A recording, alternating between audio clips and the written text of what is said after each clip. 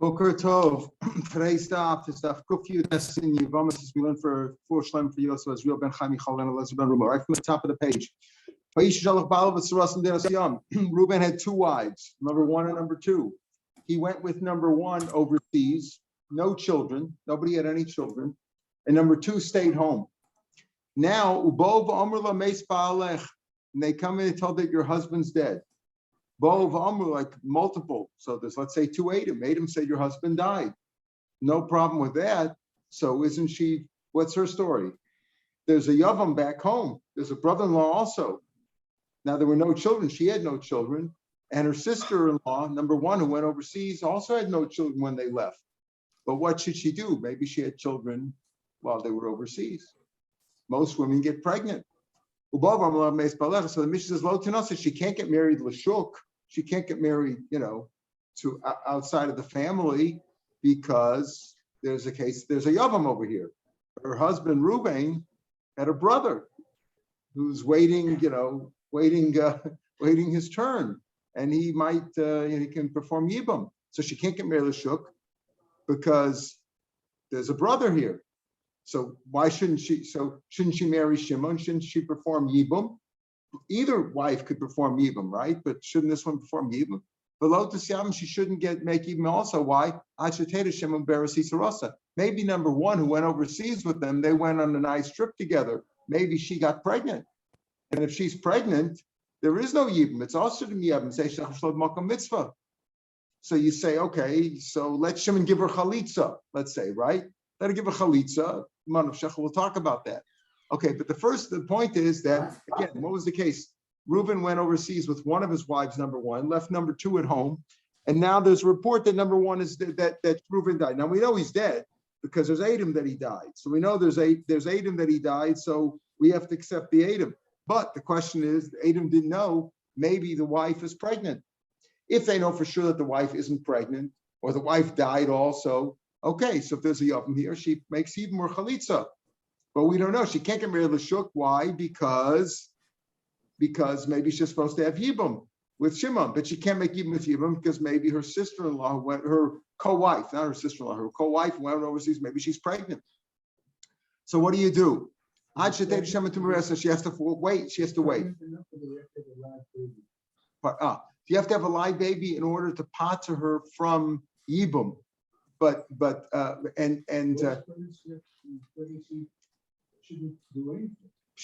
pregnant. No, if she's pregnant, you're afraid maybe you'll have a regular baby. She's pregnant now, and if there's a baby there, you can't have him. See if it doesn't make any difference. But right now, she's pregnant. You can't make even because maybe there was a live baby there. Now you can't do chalitzas. We'll see also during that time during the time that she's pregnant because it won't work until the baby only paters when it's really born. When it's born, then it paters even. But if she's pregnant, you can't perform yibum because maybe it's going to be a live baby. So the live baby actually paters her to get married l'shuk once the baby's born. But the chalitza also does not work while she's pregnant, as we'll see. So we'll talk about that. What is her option?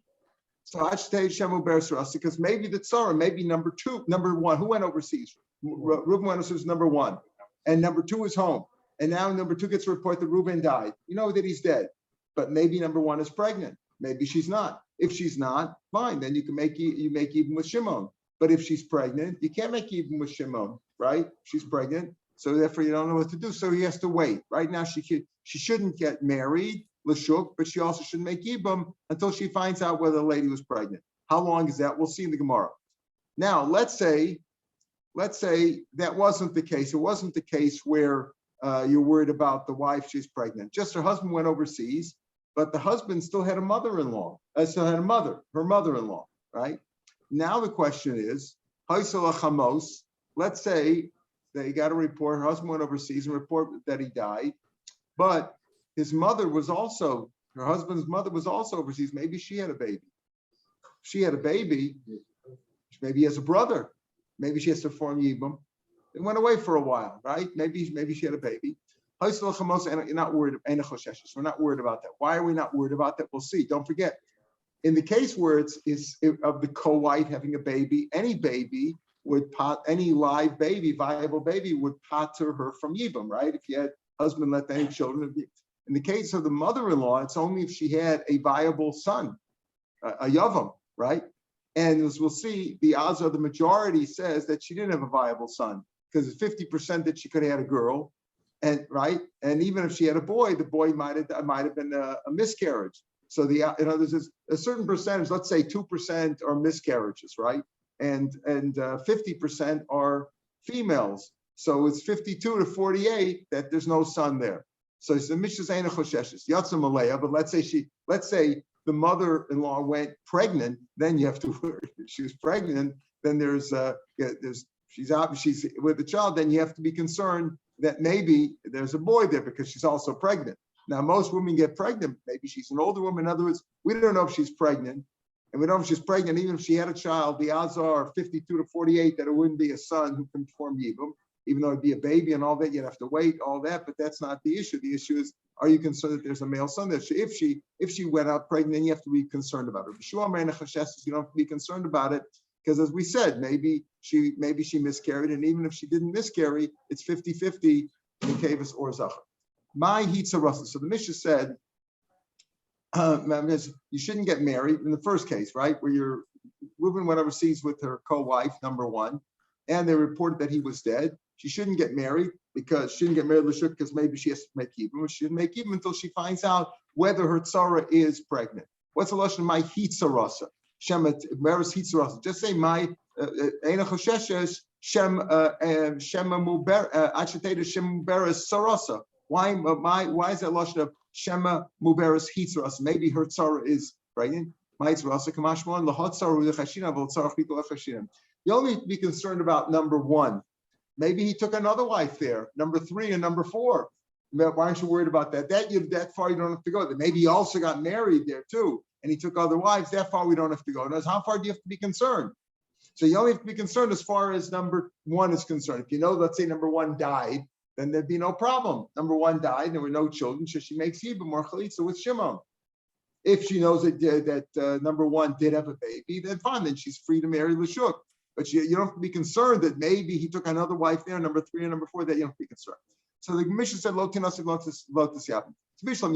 I understand why she shouldn't perform Yibum to Shimon. Why? The Dilma Ma'abra, because maybe number one is pregnant, and now if you marry Shimon, it's Eishasach Shalad Makam Mitzvah, be over to Raisa, Yisra Kares. Ella Lo tinase, why shouldn't she get married Lashuk? Amai. Why don't you assume that she could marry Lashuk? Now, Reuben went overseas with number one. Most women get pregnant. So and any baby would pater from Yibum. Most women have children. So why don't you just assume, okay, you went overseas, they probably had a child. Most marriages end up with children. Most people get pregnant and they have children. At least Jewish people, let's assume that. Rav Meir goes like Rav Meir, who's concerned about the miyah. We find many places Rav Meir is choshish for the miyah. So even though normally you go basarov, but he says you have to be concerned about the miyah. So here too, maybe you're concerned about the minority. There's a minority of people who don't get pregnant. So that's why she can't marry Lashuk. Why? Because maybe indeed number one did not get pregnant, and therefore there's a case of Yibum, so she can't marry Lashuk. So the Gemara says, I feel him Rabban, give like the Rabban who say you're not concerned about the miyah. Why? Kiyas lo Rabban. The Gemara first one said this. When the Rabban say you go basarov in all cases, Ruba the Isa, come on. When the majority is in front of you, for example, could go in Teisha Chanuyos. There were 9 stores selling kosher meat and 1 store selling non-kosher meat in this area, and you found a piece of meat. You found a piece of meat in the street, and you don't know which one it came from. That's not marked. You can go basarov. You can eat the meat, right? Because the row is in front of you. You have 9 stores, and 1 store is 9 against 1. You can eat the meat. Of course, most religious Jews wouldn't eat it. I don't know, but technically you could eat it. Go basarov. It's in front of you. Or Sanhedrin. Sanhedrin says 12 people say is a capital case. 12 people say he's innocent. And 11 judges say that he's guilty. 12 to 11, you go bust the robe. The robe's in front of you. There's 23 guys here. You go bust the robe. That's a robe that's in front of you. Avruba de Lesikaman. Avruba de Lesikaman means it's statistically valid, but it's not in front of you. For example, we know, let's say that most people get pregnant, or most people, or 50% are boys, 50% are girls. It's not like if we haven't counted them in front of us. It's not here. It's a statistical thing. It's called the Ruba de Lesikam. It's not in front of us. So therefore, what's the majority over here? That most people have children? That's not a majority that the rabbis go with, because it's not in front of us. It's a statistical thing. And maybe the rabbis, so they could say, even though the rabbis who go basarov, here they are concerned about the miyat, because it's a ruba. It's not a robe that's in front of us, like right here in front of you, 2-1, or 12-11, or 9-1. It's not in front of us. The Gemara says, yeah, but that's not the case, because very katan l'ktana. What about a case of a katan l'ktana, the ruba l'asikaman? What are we speaking about?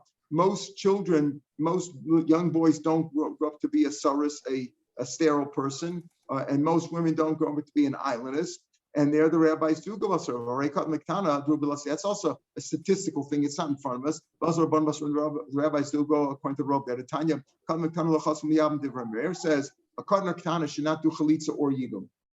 Not do chalitza or yibum. If they're not bar mitzvah, no chalitza, no yibum. That's what Rav Meir say. Told Rav Meir I understand why they can't do chalitza. Right? If a boy or girl is not bar mitzvah, you can't do chalitza, because it's ish kasabasha. It says man, right? But ish says the ish says ish.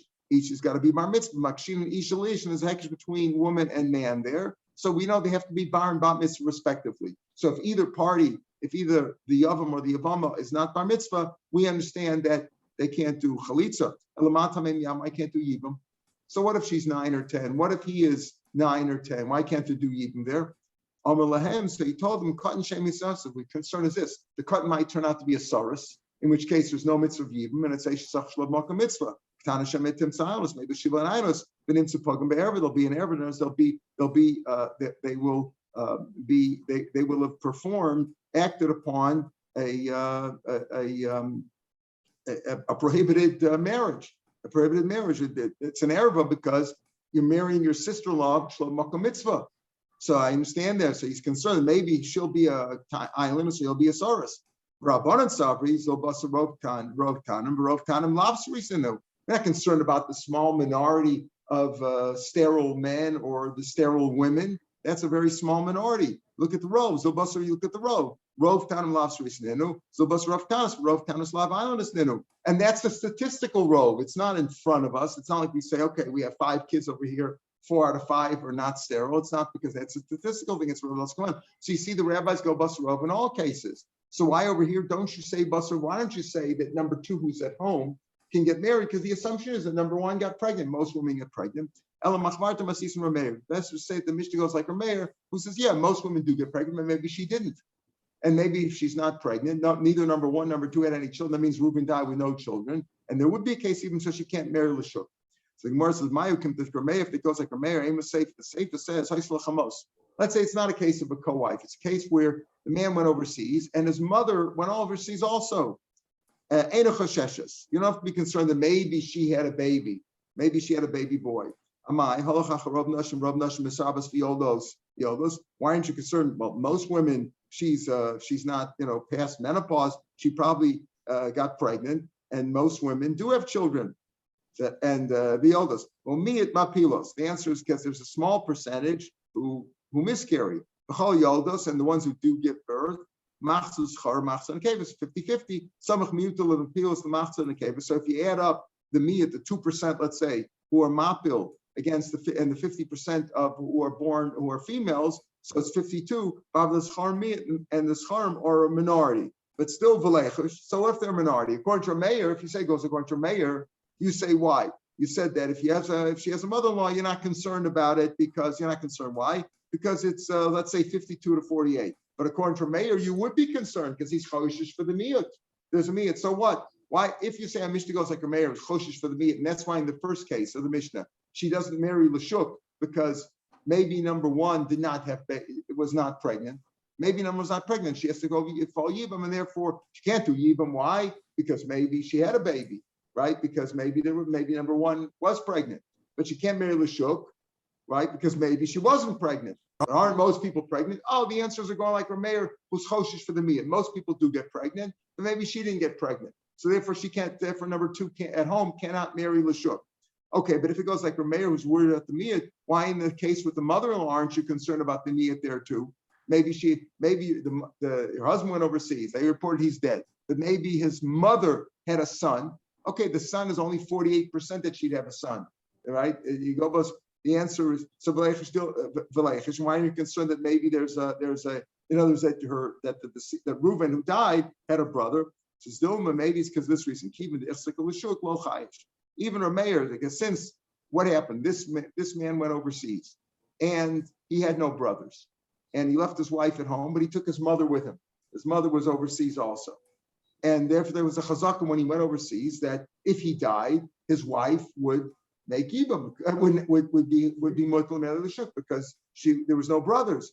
So since there was a chazaka l'shuk, he's not worried about it because they have a chazaka there. So Reisha, so the Gemara says Reisha doesn't leave in Siyam. So what about the first case where Reuben went overseas with number one his wife and number two was at home and there was no children. So then what was the chazaka? That if Reuben would die, she could make Yibam, either one or number two. So number two can make Musan should go get that chazak also. Some Rav Nachman, Rav Avui gives this answer. Reisha, the Isser Kares, Reisha, in the Reisha, where what? If she makes Yibam with Shimon, and indeed, number one was pregnant, that's a case of Kares, because it's Eishach Shlav Makom Mitzvah. It's your brother's wife, and there's no mitzvah to make Yibam. Chashu, they're concerned about maybe she got pregnant, and therefore we say you shouldn't get married, you shouldn't make Yibam. Sefer, which is only an Isser Lav. What's the Isser Lav? A Yevama L'Shuk. What's the concern over here? That maybe your mother-in-law had a baby boy, and you didn't wait for him, and you married L'Shuk. That's only an Isser Lav. It's not as bad as Karas. So Lo Chashush, they weren't worried about that, and they said, okay, don't worry that maybe your mother-in-law had a baby boy, and you can marry L'Shuk. Amarava, Mechti, Hadaraisa, Hadaraisa. They're both right. We're not talking like Rashi says. We're not talking about a Gzeirah Rabbana. The Rabbana made a harchaka, a special siog, to be careful. We're not talking about a Isser Drabbana. We're talking about a Daraisa.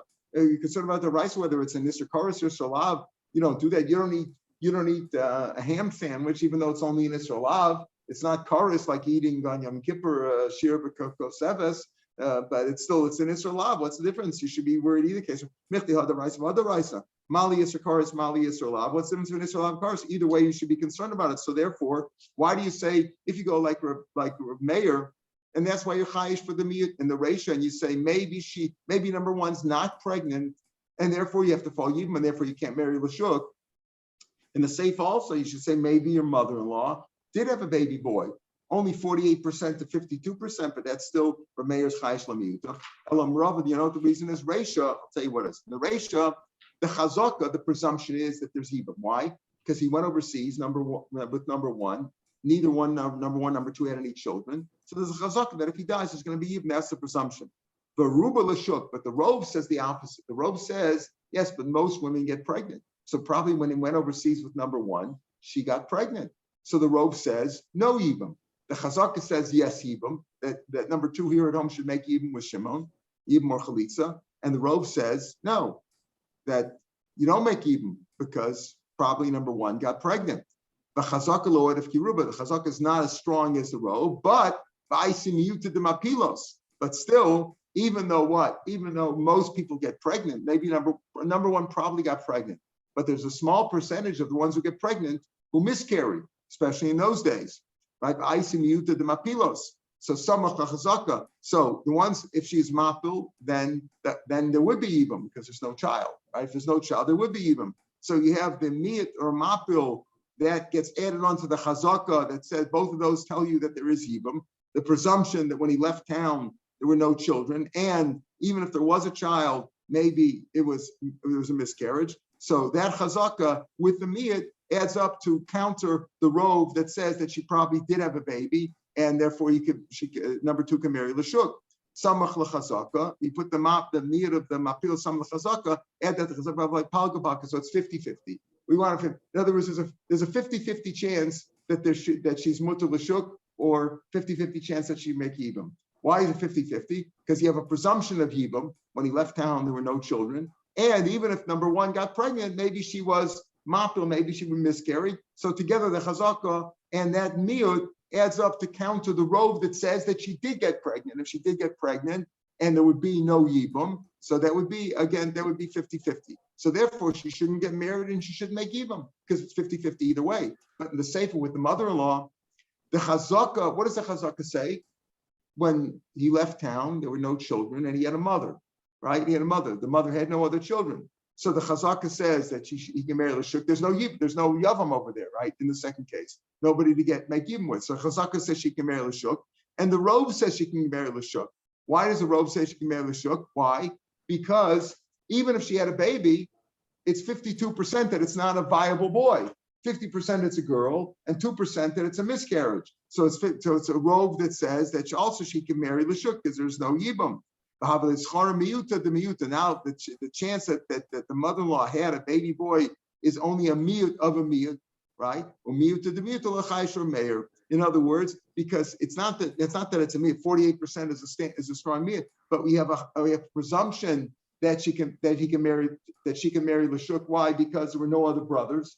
When he left town, he had no brothers. He just had a mother, right? And there were no children. So the Chazaka said that she's mutter to marry Lashuk if he dies. And the Rove says that she can marry Lashuk if he dies. Why? Because the Rove says that if the mother-in-law had a baby, 52% says that it wasn't a viable male, and therefore the chance that she had a viable male is a miyut of a miyut, opposite the Chazaka and the Rove, because the Rove and the Chazaka go together, and therefore she can marry Lashuk, and you don't have to be concerned that that the mother-in-law had a viable son and she should wait for Yibam.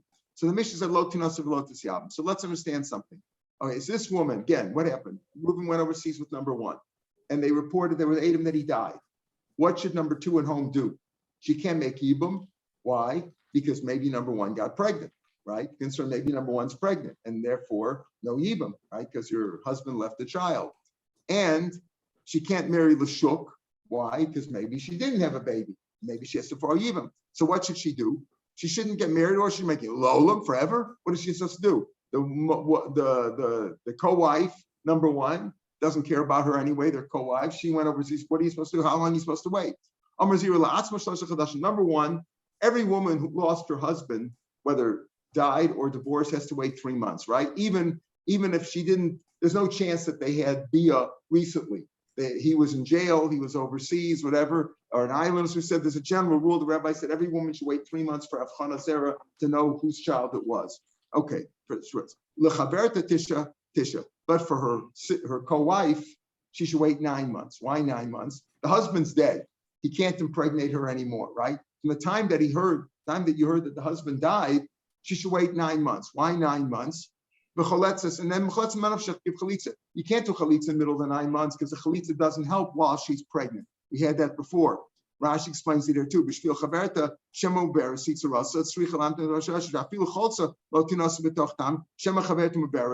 Maybe she'll be pregnant.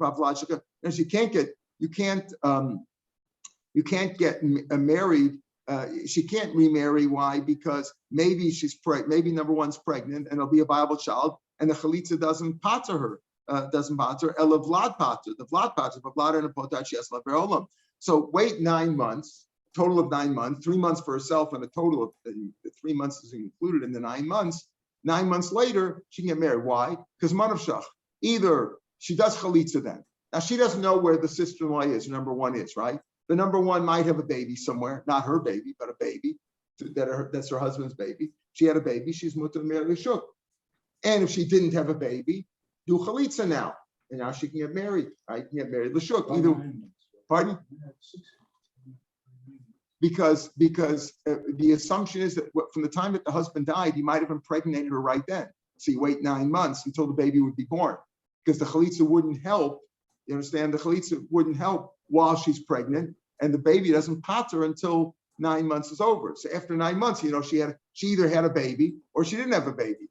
There's no chance that she had a baby a year later because the husband's dead, right? So if you wait the 9 months, that's what the first opinion is. That's what the Eri says. Right? So she has to wait 3 months minimal, like any woman. For her co-wife, she should wait forever.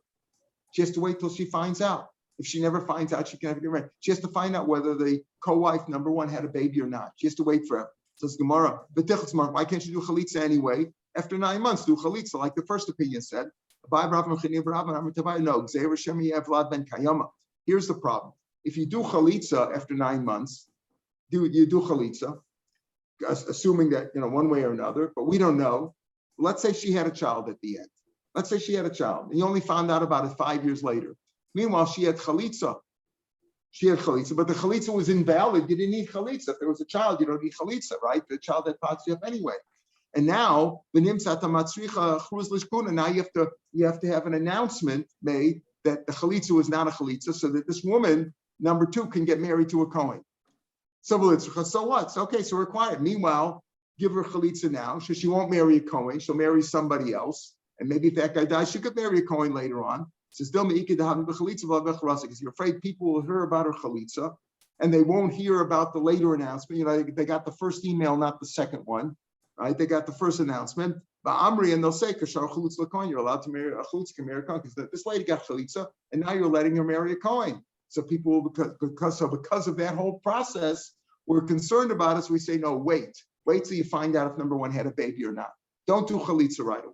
You have to wait until you find it, because if you do chalitza now, and it turns out you didn't need the chalitza, they'll have to make another announcement and say that this woman is not really a chalitza.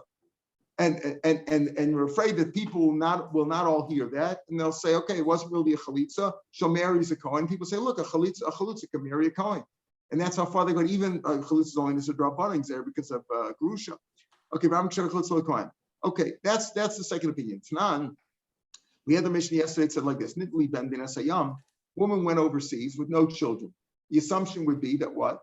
That if her husband died, yeah. It's worth it for the lady to have chalitza, so she can get married at least.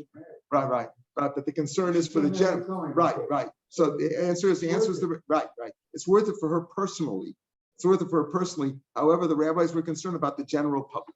Here's a case where the public good took precedence over the individual rights, because the public good would say people will misunderstand the whole Takan Rabbanan that Chalutza can't marry a Kohen. People will think that a Chalutza not can marry a Kohen. Because of that, they made that Gzera. The first opinion is he's not concerned about that, obviously. Okay, but now the Gemara's got Kasha. What happened? She went overseas with no children. The assumption was that if her husband died, there were no children, she would fall Yibam. And she says, listen, I had a child when I was overseas, which would been Yibam, but the child died and then her husband died. Then she's believed because she performs Yibam now, like she's going with the regular presumption. When she left town, there was an assumption of Yibam, and now she's also Yibam. Let's say she has Meismali Bachach B'ni. Let's say she said her husband died and then her son. She had a son overseas. And she says, my husband died, then my son. So she puts so she shouldn't fall Yibam because she can't stand the brother-in-law, maybe. So she's not believed. And in the she's not believed because maybe she's just trying to get out of the brother-in-law. The Choshen is there, but we're concerned maybe she's telling the truth. For Chaletz, let me see if I have to do Chalitza, not Yibam, right? Because she has to get Chalitza because maybe she's telling the truth. In other words, the Chaletz, let me see, you don't do Yibam because maybe she's telling the truth, but you still give her Chalitza in case she's not telling the truth. Maybe Adam will come, but Amri could have come. Why aren't you concerned? Maybe Adam will say that's really the truth, that her husband died first and then the child, in which case there's no chalitza necessary, right? No yibam chalitza. Here also you have to announce it afterwards, and maybe there'll be people who saw the chalitza and didn't know that it was retracted afterwards, that the chalitza was annulled. Why aren't you concerned bad? Rav Papa says that's speaking out of grusha anyway. She was already a garish, so they're not going to be concerned. People say she can't marry Cohen anyway. When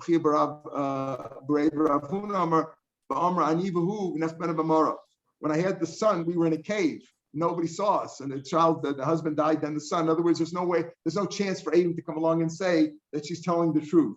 In other words, in that case, she's taka chalutza, and she'd remain a chalutza forever, and they wouldn't retract or annul her chalitza. That you have to worry about people who think that a chalutza could marry a kohen. There's no chance of it either because she's a grusha. The first opinion, she's already a grusha, so she can't marry a kohen, or because there's no chance that Adam will come and confirm what she said. So all we're left is with what she said. She said, I went overseas, my husband died, and before he died, we had a son, and the son died after my husband. So there's no yibam. But we're afraid maybe she's just saying that to get away from her brother-in-law. So we say, okay, maybe she's telling the truth, maybe she's not. If she's not, she needs chalitza, so we give her chalitza. But maybe she doesn't really need chalitza. Well, too bad. The chalitza will never be annulled anyway because number one, she's a grusha. so she's a grush anyway, she can't marry Cohen, or because there's no chance of Adam coming along. Listen to this case. Listen to this. Two brothers, Reuben and Shimon. Right? Reuben's not going to say Rachel and Leah because Rachel and Leah we always said are sisters, right? These aren't sisters; these are sisters-in-law. Listen carefully. Reuben and Shimon each have a wife. Reuben has number one. Shimon has number two. Now they both come. Each one comes. Number one, number two, each says my husband's dead. Number one says her husband's dead. Reuben is dead, and number two says her husband's dead. So what do you do over here? Asura Now each one, if only one husband died, the other one have to keep him. They're not sisters. So each brother, had he been alive, could marry the other one's wife. No children, right? So in this case, number one says her husband's dead. Number two says her husband's dead. You know what the rule is? Doesn't make any difference first. Each one is only believed about her own husband. She's not believed about the other one, as far as the other one's concerned. These are one of the 5 women who are not believed. Your mother-in-law can't testify, your daughter-in-law, your sister-in-law. These are sisters-in-law, not co-wives for sure, but sisters-in-law are not believed. So number one is believed to say that her husband's dead. If there wouldn't be a case of even, she can get remarried. Or she can get married to number two. But number two's not here, to number two's husband. But she's not believed, number two cannot get remarried based on the testimony of number one. What are they saying? Number one, there's only two brothers here at this point, Reuben and Shimon. Now, if they're both dead, they're both free. Both women are free to remarry, right? There's nobody else to marry. There's no Yavim over here. But no, even though number one reports that her husband's dead, that's good for her.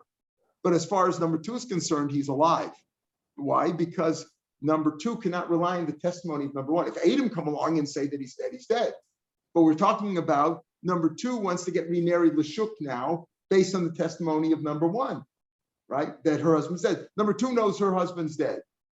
But what about number one? So she should have Yibum with number one's husband.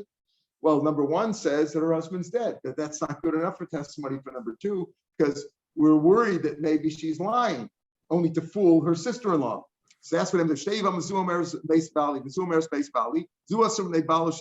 Each one is not free to marry Lashuk because the aidus of the other one doesn't help for her. So they're both stuck. Let's say number one had Adam that her husband's dead. If number one had Adam that her husband's dead, then what happens? Number two is free to remarry. Why? Because number two herself says, my husband's dead. She's believed for that. What about, so she has to have even with number one. Yeah, but they're Adam, one is dead. So number one is dead. The husband of number one is dead. Reuben and Shimon are both dead. She's free to remarry.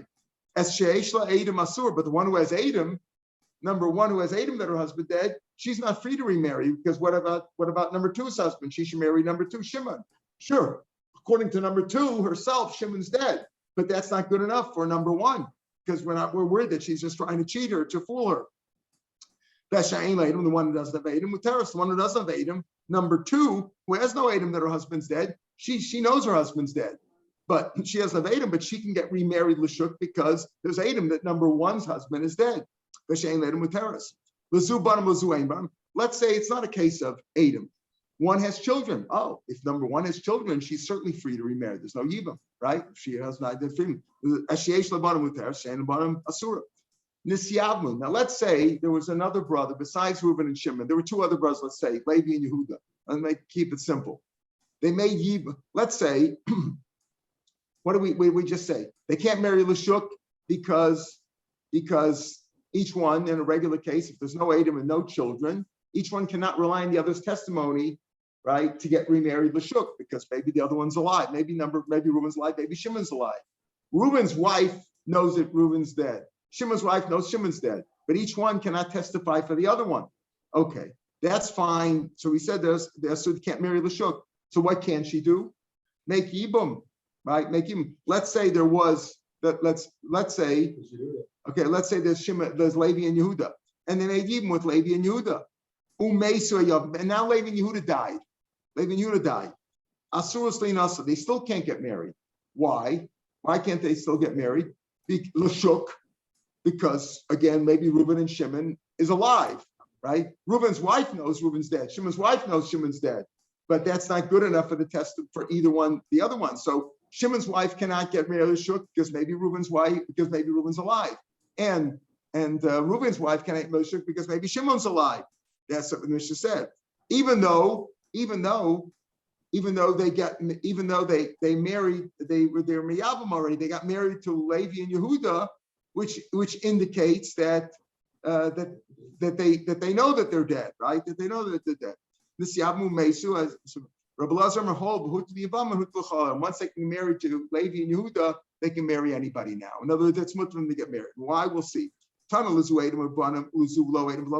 say number one and number two. Number one had children, and there were Adam that she was dead, that her husband was dead. So she for sure is free to marry, right? So then they're both mutter to get married. Why?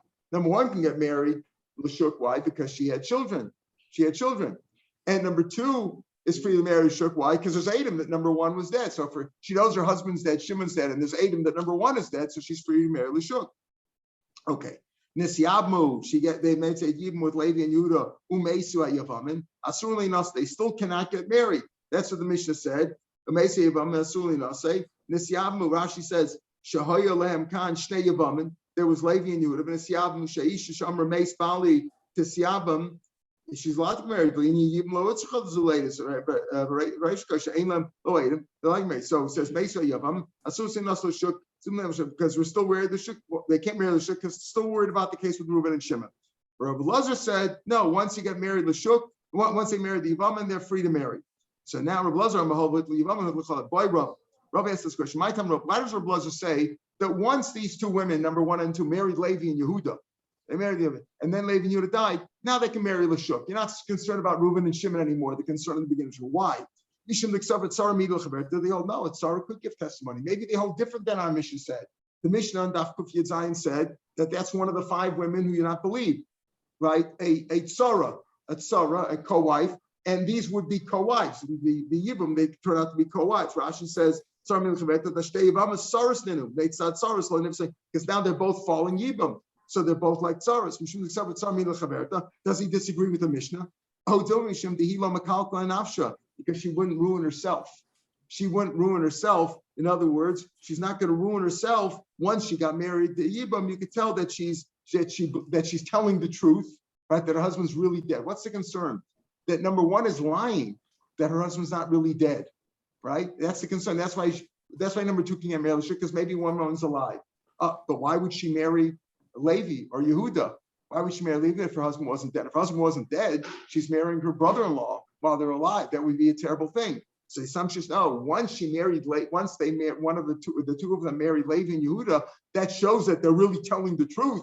They couldn't marry their brother-in-law unless the husband died, right? They wouldn't do that. So maybe because Odum Mishum Dehilo Makal Kanafsha. What's enough Kamina of Svarim? Lansubi Letzar Makami Dida. Would you marry her off before she herself got married? In other words, does he hold that number one and number two are believed to tell about each other?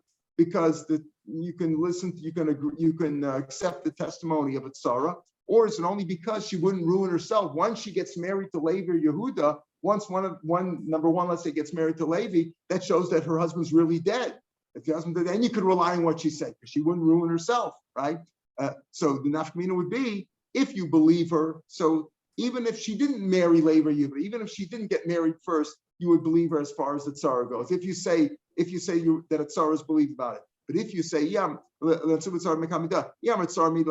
say that a tzara can give testimony, her testimony is accepted for the co-wife, even though she herself did not get remarried, she didn't prove that her husband's dead by getting remarried to his brother. So you'd still accept it because she's believed. Because she wouldn't ruin herself. If she got married already for Levi, so she proved that her husband's dead. Because otherwise, why would she be over an Issachar and marry her husband's brother?